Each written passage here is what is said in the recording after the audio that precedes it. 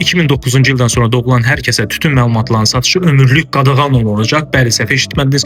Böyük Britaniya parlamenti belə bir qanun layihəsini təsdiqləyib. Bu təşəbbüs ölkədə siqaretsiz nəsil formalaşdırmağa yönəlib və dünyada ən sərt anti-tütün tədbirlərindən biri hesab olunur. Qanun layihəsinə əsasən tütün məhsullarının alınması üçün minimum yaş həddi hər il artırılacaq. Bu isə gələcək nəsillərin həyatları boyunca siqaretləri qanuni şəkildə əldə etməsini faktiki olaraq mümkünsüz edəcək. Sənəd eyni zamanda elektron siqaretlərin və nikotin məhsullarının tənzimlənməsini də genişləndirir. Belə ki, uşaqlar olan avtomobillərdə, uşaq meydançalarında, eləcə də məktəb və xəstəxanaların yaxınlığında vaping qadağan ediləcək. Bununla belə siqareti tərk etmək istəyənləri dəstəkləmək məqsədilə tibbi müəssisələrdən kənarda elektron siqaretlərin istifadəsinə icazə veriləcək. Bundan əlavə hökumətə tütün məhsullarının qablaşdırılmasını və dadlandırıcılarını tənzimləmə səlahiyyəti veriləcək ki, bu məhsullar xüsusilə gənclər üçün daha az cəlb edici olsun.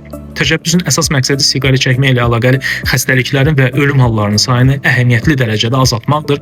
Qanun 3-cü Charles tərəfindən rəsmi şəkildə təsdiqləndikdən sonra qüvvəyə minəcək. Belə izləyicilər, siz bu barədə nə düşünürsünüz? Fikirlərinizi şərhlərdə yazmağı, maraqlı məlumatları qaçırmamaq üçün isə səhifəmə abunə olmağı unutmayın.